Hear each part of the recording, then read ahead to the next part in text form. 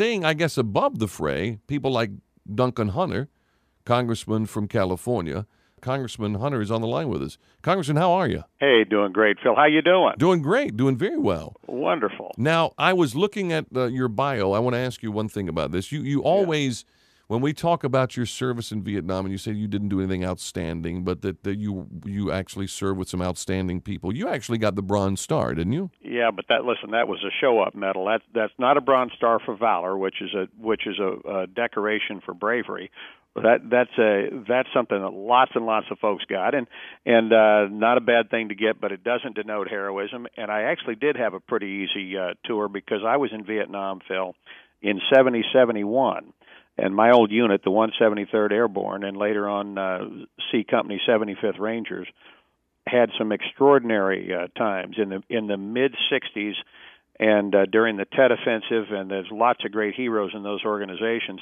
But let me tell you, my kid took more incoming fire in Fallujah in 30 seconds than I did in a year in Vietnam. And he's back home now, right? He's back home. In fact, he came back Thanksgiving Day from Afghanistan, and he joined the Marines the day after 9/11, and served 2 tours in Iraq.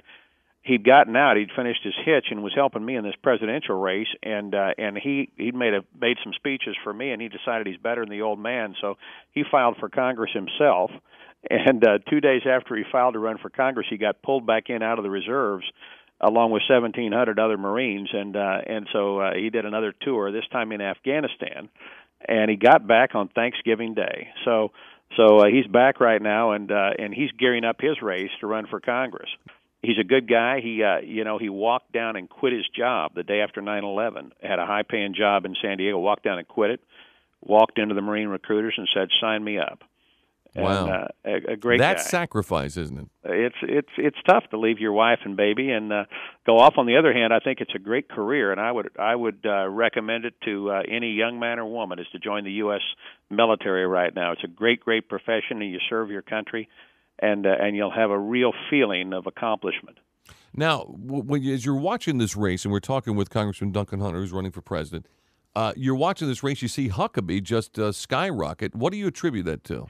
Well, listen, Huckabee's a good candidate, and he's got a very strong connection with folks that are very important in these early Republican primaries, and folks that are Christian voters. And let me tell you, Mike Huckabee can make he can make a speech that's a pretty doggone good sermon. And in fact, he's a fun guy. I've stood next to him in a lot of the debates, and at one point he'd made it was at one of the values voters debates.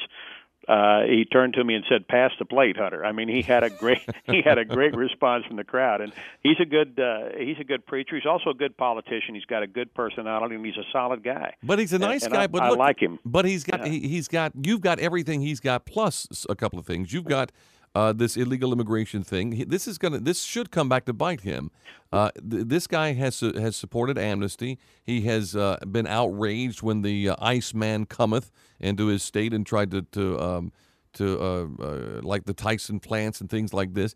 He's also got a problem with taxes, raised taxes by $500 million in Arkansas. I'm telling you, Congressman, that should be you that's surging right now. That should be you that's rising to the top of the polls. Well, listen, we've got a chance of doing very well, and I think we've got a chance of winning this race. And I'd rather talk about me because, I've been the chairman of the Armed Services Committee for the last 4 years. And I think those are credentials that nobody else, Democrat or Republican, has. And a big part of being president is the national security hat that you wear. Right. And I know what it takes to defend this country. And I also built that border fence that works so well in California. And, we knocked back the smuggling of people and drugs by more than 90%. And I wrote the law that takes that fence 854 miles across Arizona, New Mexico, and Texas. But they won't build it. And they've only built a few miles of it. They're begrudgingly, with dragging their feet, this administration has built 5.15 miles of double border fence in a year. And part of it they built on Mexican soil. They had to start tearing down, right? They got a case of the slows, and they didn't have a very good surveyor out there.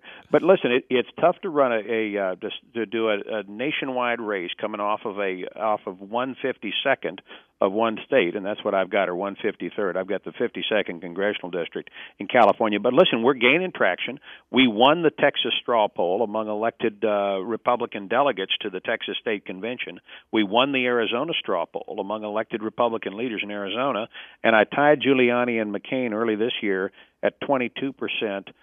In the first South Carolina straw poll, the big one that they held in Spartanburg, South Carolina. So when we can get our message out and get it focused on a group of folks, we have a great chance. So I think the campaign's going along well, and I didn't expect to take off and get lots of points on the scoreboard early, but I think I've got a good chance. We're not concentrating on Iowa. I don't think there's a lot of daylight in Iowa. Well, Iowa and New Hampshire have historically have not mattered, and so I think you're wise to move on to South Carolina and Texas and Wyoming and places like this. Yeah, we're looking at other states other than Iowa. And we're doing media right now in New Hampshire. That's a raw vote there, and I think I've got a chance of bringing independents across the line to vote for me, because I'm the one guy who has a bill that would stand up to China. I think China's cheating on trade. They've taken 1.8 million American jobs, and they're using the American trade money that we're sending to them at the rate of $200 billion a year, more than they send us, and they're buying ships and planes and military equipment. So we are arming communist China. They're becoming a military superpower, and they're doing it with American trade dollars.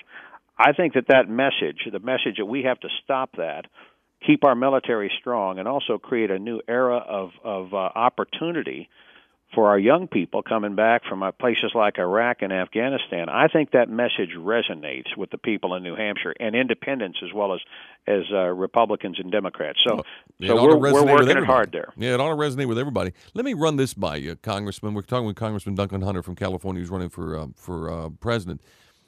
A lot's been made about the intelligence report that now says that Iran stopped its nuclear weapons development in 2003. First of all, if in fact that is true, then it proves that we probably did the good thing by going into Iraq, because that's apparently what stopped them from doing it. But I think something that people aren't watching and even considering now is, just because they've maybe have stopped developing nuclear weapons doesn't mean that they haven't stopped trying to buy them. Well, the second thing is there's a lot of parts to a nuclear weapon, but the main part of a nuclear weapon is a material that goes in it that blows up and makes that mushroom cloud. And that is uranium that has been refined to a high grade. You refine uranium with these machines known as centrifuges, which are these spinning tubes. Now, we thought they only had 1,000 of them, and the IAEA, this International Atomic Energy Inspection Agency, went through Tehran and went through Natanz, their site where they have centrifuges, this last month, and they counted them, and they actually have 2,952. They've got 3 times as many as we thought they had, and they're all operating. So they are starting to refine this uranium. So that flies in the face of this report that says, well, they don't really mean it. Well, if they don't really mean it, what are they doing? Why are they refining all this uranium? And here's a nation that's got massive supplies of oil, obviously. So the idea that they've got to do this to make a civilian nuclear power plant is, I think, a pretty weak excuse. So this is like watching a guy who's building a gun, and he's making a barrel, and he's making a trigger assembly, and he's making a stock. And you look over at the stock, the room where everybody's making the wooden stocks, and they've stopped working, but they're still building the barrel and the trigger assembly. Right. I don't think you can say he's not making a gun. That's exactly right. The more people know about you, there's nothing not to like. I don't know why the conservative base in the Republican Party hasn't jumped all over you. Well, listen, you got to get your name out, and there's just a ton of people that don't know me, know my name, and if you stop folks on the freeway, but I've been campaigning in South Carolina right after the debate. A lot of folks recognized me, and I was feeling pretty good. I had a lot of people come up and recognize me, and then one lady came up and said, "Pardon me, are you Mike Huckabee?" And I almost said yes. And then maybe you could cuss her out or something. She would go vote for her. No, it was a great moment. Well, it's the website is GoHunter08.com, correct? GoHunter08.com, absolutely. And we'd love to have folks join our team and send us 50 or $100, and we'll get more commercials out there on the air, so people will really know what we stand for: strong national defense, enforceable borders, and bringing back high-paying manufacturing jobs to America. Absolutely. Duncan Hunter, appreciate it very much. A pleasure as always. Hey, many thanks, Phil.